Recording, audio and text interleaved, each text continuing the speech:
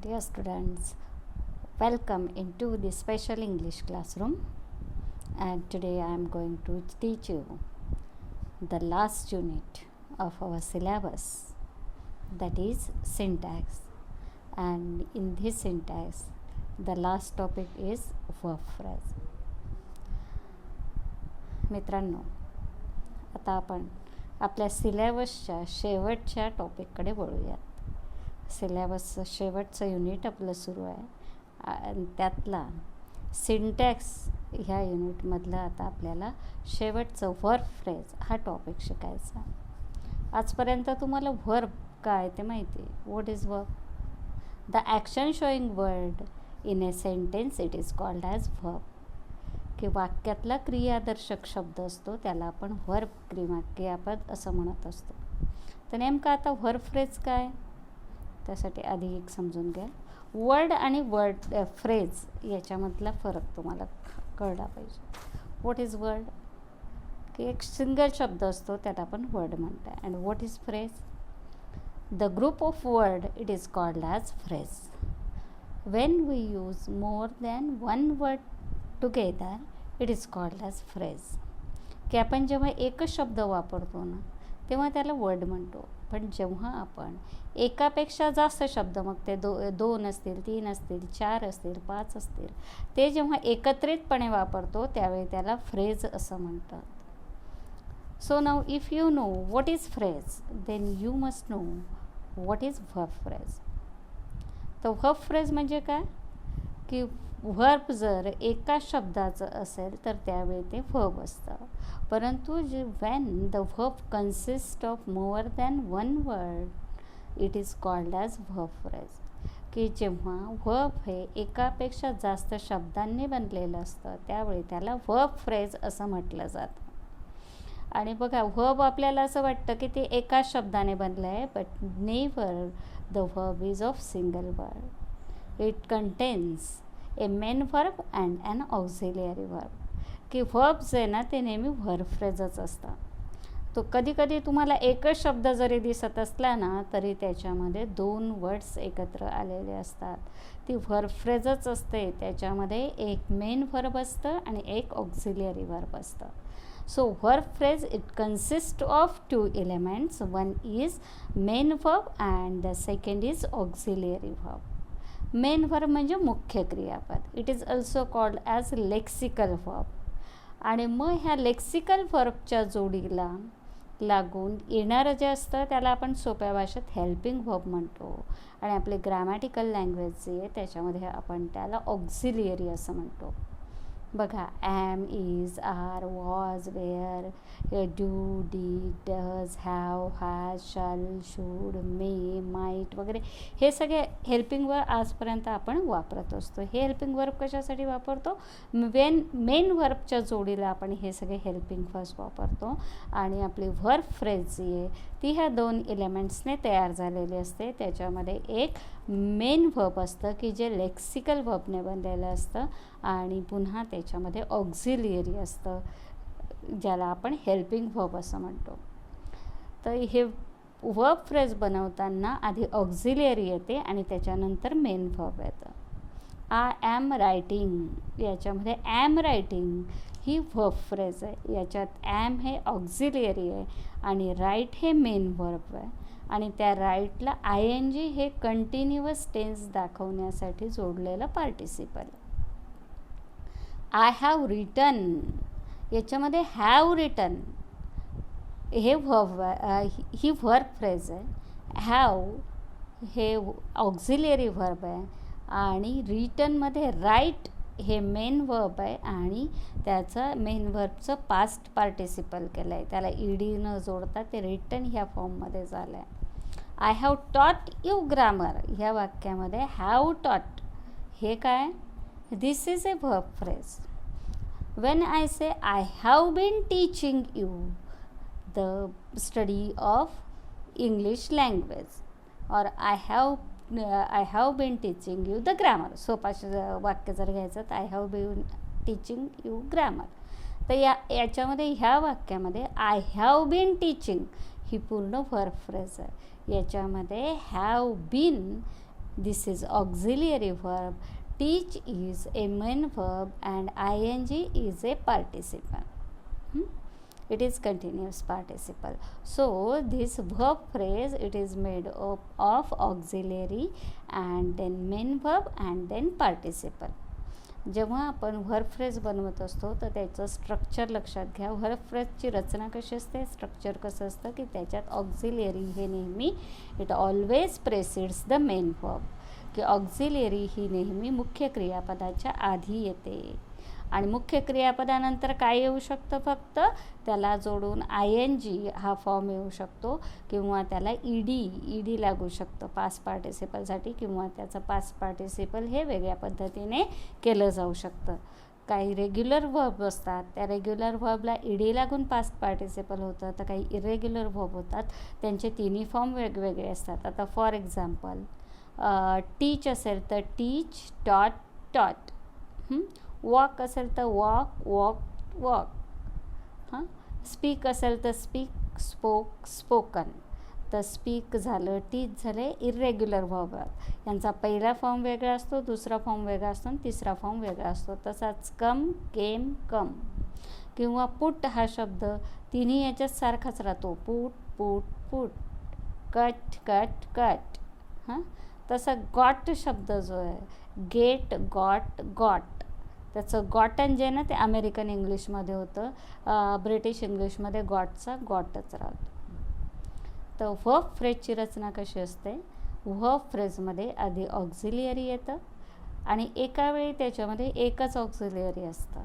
आणि हे ऑक्झिलियरी जे हे कशासाठी येतं, हे ऑक्झिलियरी डिपेंड्स ऑन दी टेन्स, की वाक्याचा टेन्स कोणता आहे त्याच्यानुसार ऑक्झिलियरी येतात आणि आपल्याला वाक्यातला टेन्स ऑक्झिलियरीवरूनच ओळखता येतं. टेन्स किती आहेत, there are 3 tenses. The first is present tense, past tense and future tense. किती काळ आहेत, मुख्य 3च काळ आहेत, वर्तमान काळ, भूतकाळ आणि भविष्यकाळ. आणि मग ह्या सर्वांचे 4 ॲस्पेक्ट असतात. म्हणजे प्रेझेंट टेन्स असेल, पास्ट टेन्स असेल किंवा फ्युचर टेन्स असेल, त्याच्यामध्ये वेगवेगळ्या पद्धतीने रचना केली जाते. म्हणजे जे सर्वसाधारण काळ असतो त्याला सिम्पल टेन्स असं म्हणतो आपण. Simple present tense, simple past tense, simple future tense. जेव्हा एखादी क्रिया चालू आहे, कंटिन्युअस हे दाखवायचं असेल तर त्यावेळी आपण कंटिन्युअस टेन्स वापरतो आणि त्या कंटिन्युअस टेन्स कशाने दर्शवला जातो, की मूळ क्रियापदाला ING लावून तो दर्शवला जातो. जसं राईट हे क्रियापद असेल तर आय राईट हा झाला simple present tense, I wrote हा झाला simple past tense, I will write or I shall write हा झाला सिम्पल फ्युचर टेन्स. पण जर त्याला कंटिन्युअस करायचं असेल तर आय ॲम रायटिंग, तर ॲम रायटिंग, ॲम काय दाखवतं आहे, this is auxiliary verb and it shows the present tense. हा ॲम काय घ्यावं लागलं आपल्याला, की आपल्याला कंटिन्युअस ॲस्पेक्ट दाखवायचं आहे आणि नंतर राईट हे मूळ क्रियापदाला ING लावलं आहे. कंटिन्युअस टेन्समध्ये नेहमी ING असतो, की माझी लिहिण्याची क्रिया सुरू आहे.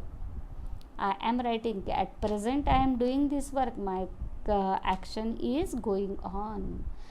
हेच जर भूतकाळात असेल तर आय वॉज रायटिंग, आणि हेच जर फ्युचरमध्ये असेल तर आय शॅल बी रायटिंग. त्यानंतर जर समजा आपल्याला एखादी क्रिया पूर्ण झालेली हे दाखवायचं असेल तर त्यावेळी आपण परफेक्ट ॲस्पेक्ट वापरतो. तर परफेक्ट ॲस्पेक्टसाठी हॅव, हॅज किंवा हॅड वापरलं जातं. बघा सिम्पल टेन्स असतो तेव्हा डू, डज किंवा डीड वापरलं जातं. डू, डज, डीड, विल, शाल. डू आणि डज हे प्रेझेंट टेन्समध्ये वापरले जातात, डीड हा पास्ट टेन्समध्ये वापरला जातो आणि विल आणि शल हे फ्युचर टेन्समध्ये वापरले जातात. जर कंटिन्युअस टेन्स असेल तर कंटिन्युअस टेन्ससाठी ॲम, इज, आर हे प्रेझेंट टेन्समध्ये वापरले जातात, वॉज, वेअर हे पास्ट टेन्समध्ये वापरलं जातं आणि विल बी, शाल बी हे फ्युचर टेन्समध्ये वापरले जातं. त्यानंतर थर्ड त्यानंतर थर्ड ॲस्पेक्ट, परफेक्ट ॲस्पेक्ट जो आहे त्याच्यासाठी हॅव, हॅज आणि हॅड वापरले जातात. हॅव आणि हॅज हे प्रेझेंट टेन्समध्ये वापरलं जातं, हॅड पास्ट टेन्समध्ये वापरलं जातं आणि विल हॅव किंवा शल हॅव हे जे आहे ते फ्युचर टेन्समध्ये वापरलं जातं.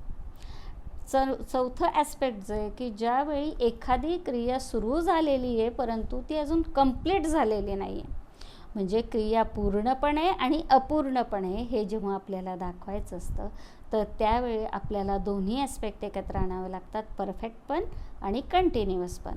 मग काही भाग पूर्ण झाला आहे म्हणजे पूर्ण आधी घ्यावा लागतो आणि काही भाग अजून चालू आहे कंटिन्युअस म्हणून कंटिन्युअस नंतर घेतो, म्हणून त्याला म्हणतात परफेक्ट कंटिन्युअस टेन्स. तर हा परफेक्ट कंटिन्युअस टेन्स पुन्हा तिन्ही टेन्समध्ये असतो की तो परफेक्ट कंटिन्युअस प्रेझेंट टेन्स पण असतो, परफेक्ट कंटिन्युअस पास्ट टेन्स पण असतो, परफेक्ट कंटिन्युअस फ्युचर टेन्स पण असतो. तर मग आता यात काय करावं लागेल आपल्याला, परफेक्ट आणि कंटिन्युअस या दोघांचे एलिमेंट्स त्यात एकत्र टाकावे लागतील. म्हणून परफेक्टचे एलिमेंट्स कोणते, हॅव, हॅज आणि हॅड. आणि कंटिन्युअसचे एलिमेंट कोणतं आहे, मूळ क्रियापदाला ING लावणं. तर हे दोन्ही एकत्र घेतात. परंतु एकीकडे परफेक्ट टेन्सनंतर आपल्याला क्रियापदाचं तिसरं रूप वापरावं लागतं आणि इकडे मात्र आपल्याला ING लावायचं, म्हणून या दोघांच्यामध्ये एक एजंट टाकावा लागतो ते जोडण्यासाठी. दिस एजंट इज बीन. म्हणून मग याच्यामध्ये ऑक्झिलियरी काय असतं, हॅव बीन किंवा हॅज बीन किंवा हॅड बीन आणि त्यानंतर मूळ क्रियापद आणि त्याला ING लावलेलं, हे असतं तुमचं परफेक्ट कंटिन्युअस टेन्समध्ये. आता फॉर एक्झाम्पल आपल्याला जर परफेक्ट कंटिन्युअस प्रेझेंट टेन्स बघायचं असेल तर I have been writing a novel, की मी कादंबरी लिहित आहे. कादंबरीचा काही भाग माझा लिहून झाला आहे आणि बाकीचा भाग लिहिण्याचं कार्य अजून चालू आहे. तर याला काय म्हणणार, हॅव बीन रायटिंग. तर याच्यामध्ये हॅव बीन हे ऑक्झिलियरी आहे आणि राईट हे मूळ क्रियापद आहे. This is main verb and ING is a ING participle. It shows the continuous aspect. तुमची शिक्षण घेण्याची प्रक्रिया सुरू आहे, पण शिक्षण घेण्याची प्रक्रिया अनेक वर्षांपूर्वी सुरू झाली आहे. काही भाग तुमचा शिक्षणाचा पूर्ण झाला आहे आणि काही अपूर्ण आहे. म्हणून त्यावेळी आपल्याला की माझं शिक्षण सुरू आहे असं म्हणायचं असेल तर काय करावं लागेल, my education have been going on, की माझं शिक्षण सुरू आहे. तर हे जे आहे व्हर्ब फ्रेजची, त्या व्हर्ब फ्रेजची रचना कशी असते की व्हर्ब फ्रेजमध्ये आधी ऑक्झिलियरी येतात आणि त्यानंतर मेन व्हर्ब येतं आणि ह्या ऑक्झिलियरी ज्या आहेत ह्या ऑक्झिलियरी टेन्सनुसार बदलतात. ह्या टेन्सनुसार आणि त्याच्या ॲस्पेक्टनुसार त्या ऑक्झिलियरी बदलतात. आपल्याला जर ऑक्झिलियरी कोणती ऑक्झिलियरी कोणत्या टेन्समध्ये हे माहिती असेल तर आपले टेन्सच्या बाबतीत ग्रॅमॅटिकल मिस्टेक होऊ शकत नाही आणि ते माहिती असेल तर आपल्याला दिलेल्या वाक्यातला परफेक्ट टेन्स म्हणजे नेमका कोणता काळ आहे त्याच्यामध्ये वापरलेला हे आपल्याला कळू शकतं. So this is verb phrase. For example बघा आता आय गो, सिम्पल वाक्य. तुम्हाला वाटेल की इथं गो एवढंच एक वर्ब आहे, पण ते नुसतं गो नाही, त्या गोमध्ये डू हा लपलेला आहे. So it is go means do plus go. Do is a auxiliary and go is a main verb. She goes असं असेल तर त्याच्यामध्ये सुद्धा डज लपलेला आहे. So goes is also a verb phrase. Here does is a auxiliary and do it is a main verb. She went असं असेल तर went it is also a verb phrase in went. There is did plus go. Did plus गोचा होतो went. So did is a auxiliary and go it is a main verb. So this is verb phrase. A verb phrase can show the tense, aspect and even the mood of the sentence. की verb phrase जी आहे ना ती आपल्याला mood पण सांगते. आता mood म्हणजे काय की बघा कधी कधी वाक्यामध्ये तुम्ही परमिशन विचारलेली असते, कधी वाक्यामध्ये तुम्ही आपली ॲबिलिटी दाखवलेली असते, कधी कधी एखाद्या वाक्यात एखादी गोष्ट घडेल अशी पॉसिबिलिटी दाखवलेली असते की एखाद्या वेळेस एखाद्या वाक्यामध्ये एखादी गोष्ट करणं तुम्हाला कंपल्सरी ऑब्लिगेशन आहे तर ते कंपल्शनसुद्धा दाखवलेलं असतं. एखादी गोष्ट तुम्ही ऐच्छिक आहे, पर्यायी आहे, तुम्ही निवडू शकतात हे सुद्धा त्याच्यात दाखवलेलं असतं. तर असे वेगवेगळे मूड हे वाक्यामध्ये दाखवलेले असतात, ते पण आपल्याला कळतात. आता फॉर एक्झाम्पल तर आता हे मूड वगैरे जे हे कशाने दाखवले जातात, तर ते मॉडेल ऑक्सिलरीने दाखवले जातात. आता for example you can do it. आता कॅन डू याच्याने कॅन जो आहे ना, तो यू कॅन डू इट म्हणजे तुम्ही करू शकतात, म्हणजे ही तुम्हाला दिलेली परवानगी पण आहे. किंवा यू कॅन डू इट म्हणजे तुमच्यात ती ॲबिलिटी आहे, तुम्ही हे करू शकतात. म्हणजे एकाच वेळी याच्यात परमिशन पण दिली जाऊ शकते. कॅनमुळे can shows permission as well as it shows the ability. He can come की तो येऊ शकतो, याच्यामध्ये काय आहे, पॉसिबिलिटी. तो येईल की नाही माहीत नाही, पण कदाचित तो येऊ शकतो. This is here can is showing the possibility. तुम्ही बघा, वर्गात येण्याच्या आधी नेहमी विचारता मे आय कम इन. तर हे काय, मे हे जे ऑक्झिलियरी आहे ती तुम्ही काय करताय, ती परमिशनसाठी वापरताय. हां, की तुम्ही परमिशन विचारताय. It is you are making a request, की जरी तुम्ही तो प्रश्नाच्याच माध्यमातून रचना केलेली असती तरी तुम्ही परमिशन मागतायत त्याच्यातनं. So may is use to ask permission. It is use to make a request, की मी आत येऊ शकतो का. मे आय कम इन म्हणजे मी आत येऊ शकतो का.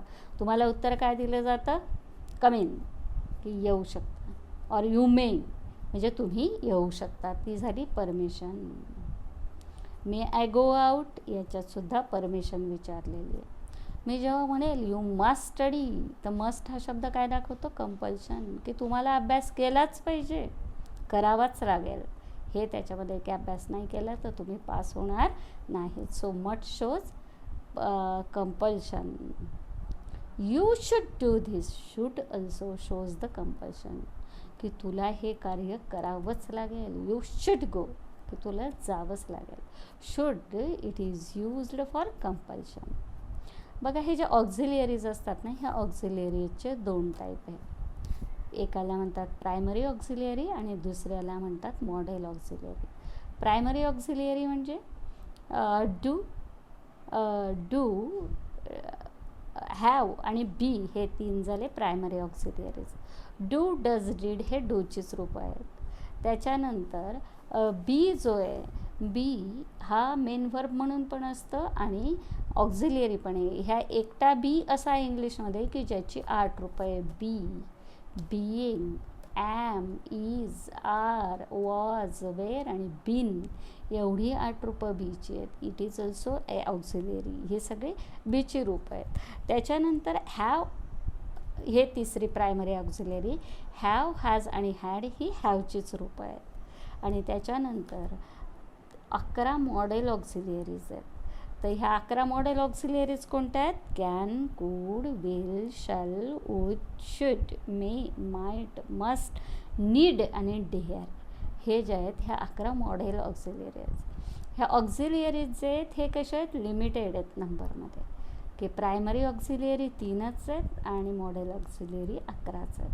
आणि याच्या विरुद्ध लेक्सिकल वर्ब जे आहेत, मेन वर्ब जे आहेत, त्यांची संख्या कशी आहे, they are unlimited in number.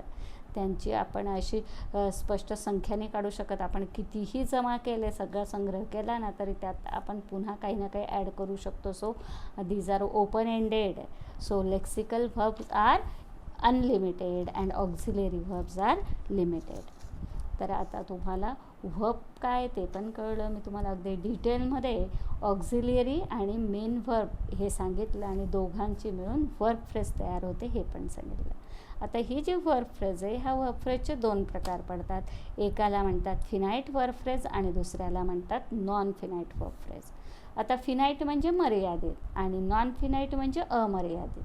आता ज्या वर्ब फ्रेजला टेन्स, ॲस्पेक्ट यांच्या मर्यादा पडतात, त्याच्यानुसार त्याच्यात बदल होतो, तर त्यावेळी तिला फिनाईट वर्ब फ्रेज असं म्हणतात. आणि जी वर्ब फ्रेज ज्याच्यावर टेन्स, ॲस्पेक्टचा काही परिणाम होत नाही, त्यावेळी त्याला नॉन फिनाईट म्हणजे अमर्यादित वर्ब फ्रेज असं म्हटलं जातं. आता काय नेमकं बघूयात आपण. Verb phrases. The verb phrases they can be finite verb phrases or non finite verb phrases. Finite verb phrases consist of just a finite verb. की फिनाईट वर्ब फ्रेजेस जे असतात ना, त्याच्यामध्ये फक्त एक फिनाईट वर्ब येतं. For example, he worked hard. या वाक्यामध्ये वर्क ही फिनाईट वर्ब फ्रेज आहे. का? कारण त्याच्यामध्ये वर्क, याच्यामध्ये पास्ट टेन्स दिसतो आहे आपल्याला. डिड प्लस वर्क आहे म्हणजे टेन्स दाखवला म्हणजे ती फिनाईट वर्ब फ्रेज आहे. जर समजा हेच वाक्य आपल्याला प्रेझेंट टेन्समध्ये करायचं असेल तर तिथं काय करावं लागेल? He works. म्हणजे जसा काळ बदलतो त्याच्यानुसार त्या वर्ब फ्रेजमध्ये फरक पडतो, ती बदलते, म्हणून तिला काय म्हणतात? मर्यादित फिनाईट वर्ब फ्रेज असं म्हटलं जातं. जर समजा आपल्याला हेच वाक्य टेन्स बदलला ना तर लगेच ती वर्ब फ्रेज बदलेल. He was working for a school असं वाक्य. He was working for a school. याच्यातून कोणता टेन्स लक्षात येतो आहे? तुमचा वॉजमुळे तुम्हाला लक्षात येते हा पास्ट टेन्स आहे. आणि वर्किंग ING लावलं आहे त्याच्यामुळे लक्षात येतं आहे की इथं कंटिन्युअस ॲस्पेक्ट आहे, means it is continuous past tense. हे जर कंटिन्युअस प्रेझेंट टेन्समध्ये करायचं असेल तर आपल्याला ही is working for the school, तर तिथं इज आलं असतं. So here tense and aspect they regulate the verb, they make change in verb, so it is a finite verb. Now non-finite verb do not show tense and aspect. non-finite verb ही अमर्यादित असते, त्याच्यामध्ये tense आणि aspect ती दाखवत नाही. तर ती का नाही दाखवत? टेन्सच्या पलीकडे असते, ॲस्पेक्टच्या पलीकडे असते, त्याच्यावरून काही कळत नाही हे पास्ट टेन्स आहे, प्रेझेंट टेन्स आहे की फ्युचर टेन्स आहे. These finite verb phrases, they are made by 3 types. They are made by 3 ways. The first is for making a finite verb phrase we can use the infinitive. Infinitive म्हणजे मूळ verb, की कुठलंही मूळ क्रियापद असतं त्याला to लावलं की टू नंतर नेहमी त्याचं मूळ रूप येतं, तर याला म्हणतात इन्फिनेटिव्ह. मूळ रूप जे असतं व्हर्बचं, क्रियापदाचं मूळ रूप असतं त्याला म्हणतात इन्फिनेटिव्ह. आपण ही नॉन फिनाईट वर्ब फ्रेज मूळ रूप बनवून वापरू शकतो, किंवा we can make this non finite verb phrase by ING participle, की मूळ क्रियापदाला ING लावून आपण त्याची नॉन फिनाईट वर्ब फ्रेज जी आहे ती बनवू शकतो. आणि तिसरा टाईप आहे त्याचा ED पार्टिसिपल, की मूळ क्रियापदाला आपण ED लावून त्याचं तिसरं रूप पास्ट पार्टिसिपल करून आपण त्याला नॉन फिनाईट वर्ब फ्रेज करू शकतो. बघा आता तुम्हाला फिनाईट आणि नॉन फिनाईट याच्यातला डिफरन्स जो आहे तो मी एक्झाम्पलने दाखवून देते. त्या एक्झाम्पलवरून तुम्हाला लवकर लक्षात येईल how this 2 phrases differ from each other. आता for example, he works hard एवढं आपण घेतलं आहे, ही वर्क्स हार्ड. तर याच्यामध्ये वर्क्स हे काय?